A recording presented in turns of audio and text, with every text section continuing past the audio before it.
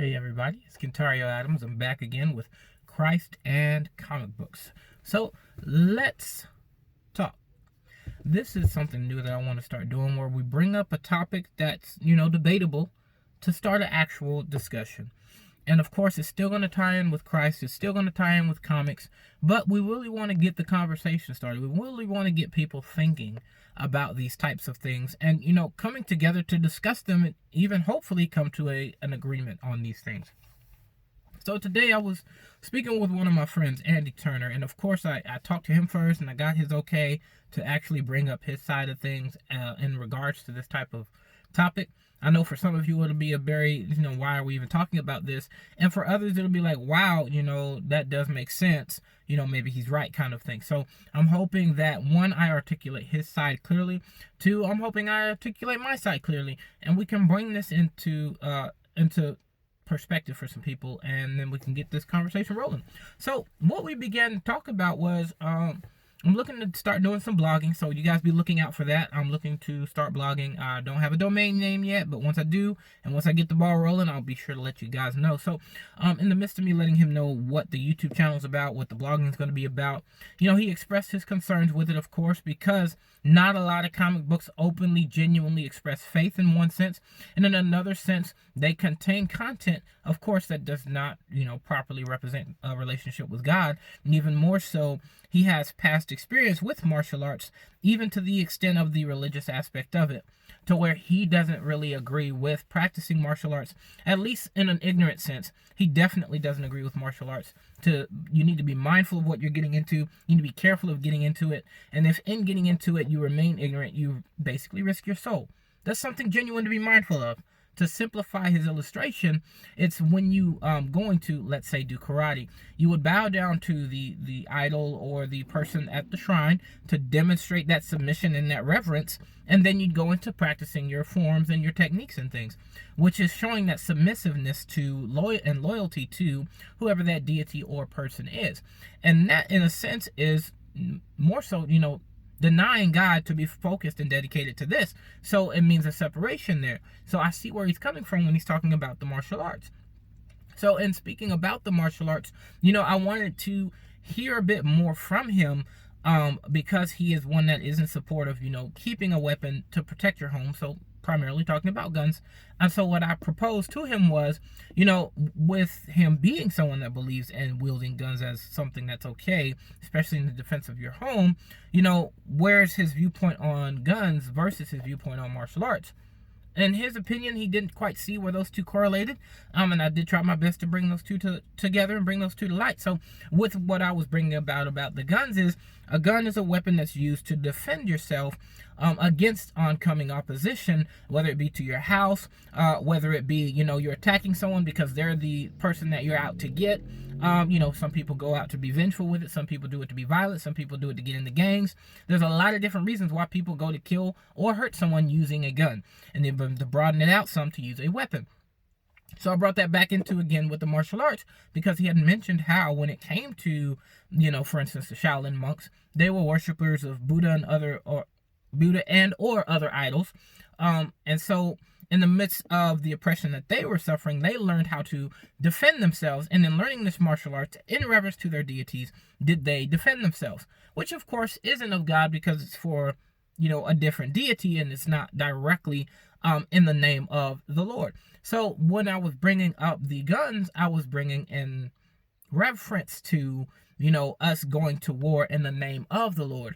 So he was bringing up that origin of the martial arts and things. So in reference to that, I asked him, it's like, so what's the origin of guns?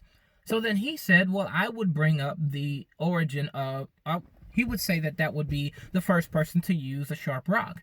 And so I said, Cain.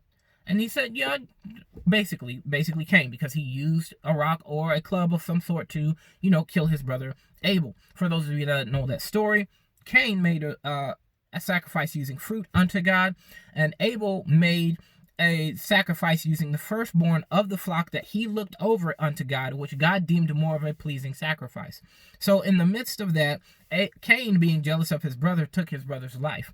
Now, this does not go without acknowledging that God spoke to Cain about his frustrations and his anger to try and encourage him to do more with his sacrifice versus being upset that his sacrifice wasn't better than his brother's and having that animosity towards his brother. So he committed that act of violence against his brother, killing him, leading more so into his family being impacted by that act. So Cain's sons one of his sons ended up being the ones to originate weapons of war by creating vast weapons, which was, of course, used for more violence, used for more war, used against people that you were angry with, used against people you were claiming territory against, those types of things. So that's what sparked from, the Cain and Abel story, and in reference to the martial arts. The martial artists used that to defend, themselves as well as what they believed. And then Cain did that, however, as an act of violence against his own brother.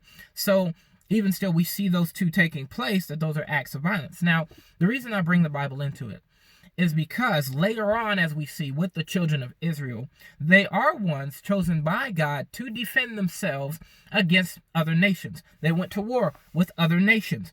They even had the right to keep weapons to defend their own home. Now, that's not to say that that is justifiable in the act of being violent, because as me and my friend were talking, Andy Turner, we also discussed how the mindset is different from the actual action.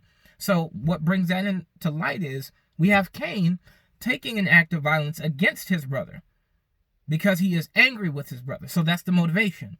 When we are talking that the children of Israel went to war against another nation, one, they were doing it in the name of the Lord. So let's keep that in mind. But second to that, they were not only just doing it in the name of the Lord just because God said, hey, go kill these people.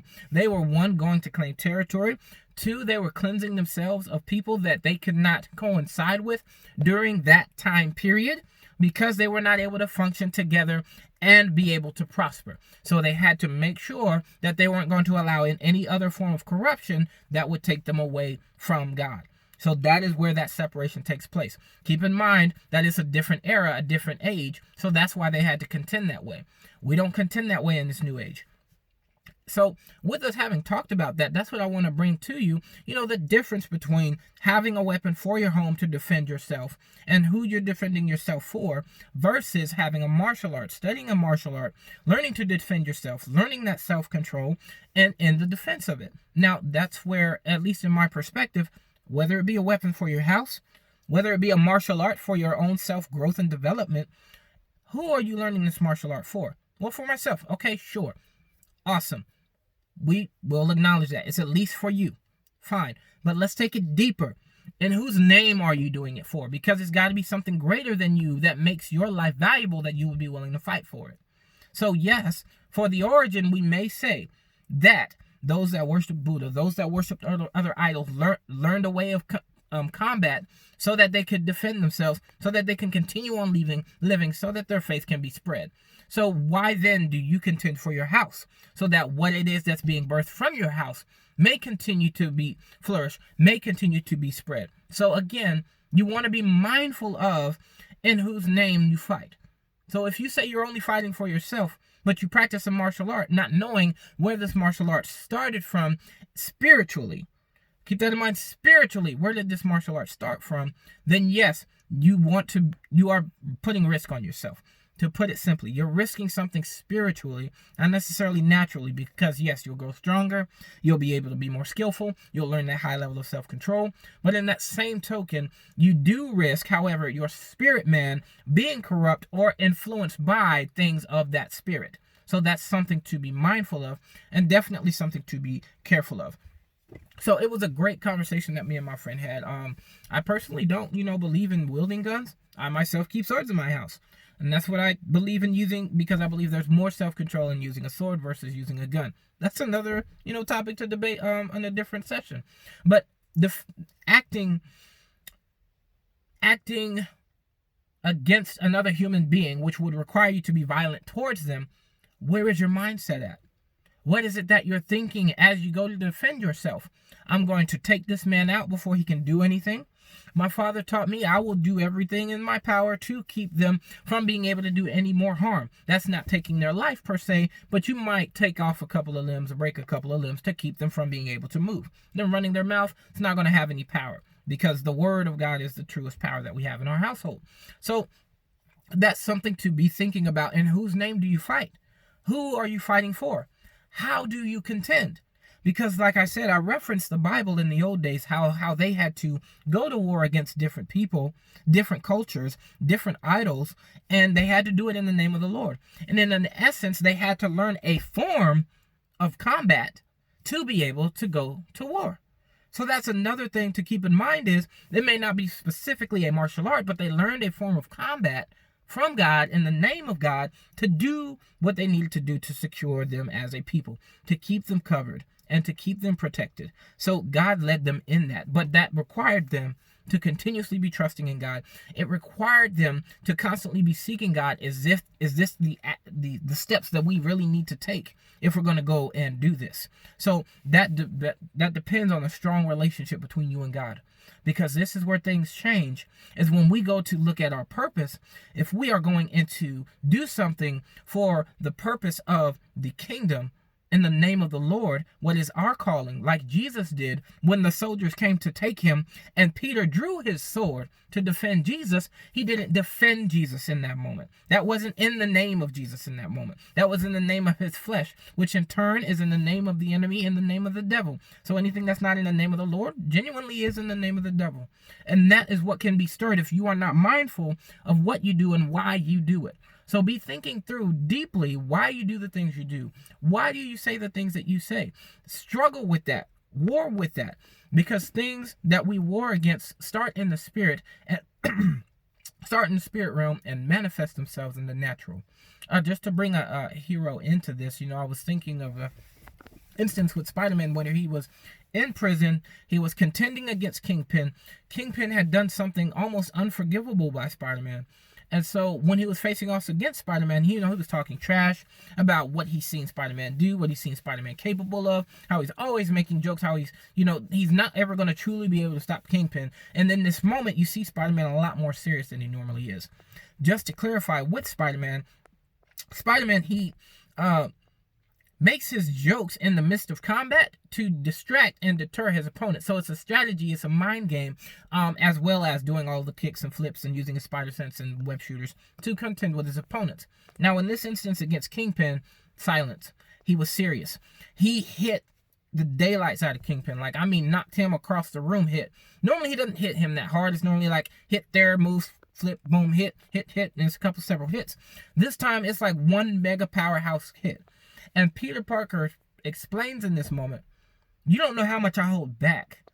You don't know how much of my power that I have that I don't use, because I'm maintaining that self-control, because I understand that with this great power comes a great responsibility. So I need to make sure that I'm using it wisely, that I'm doing right by it, that I'm mindful of for who and when do I use my power at the extent I need to use it.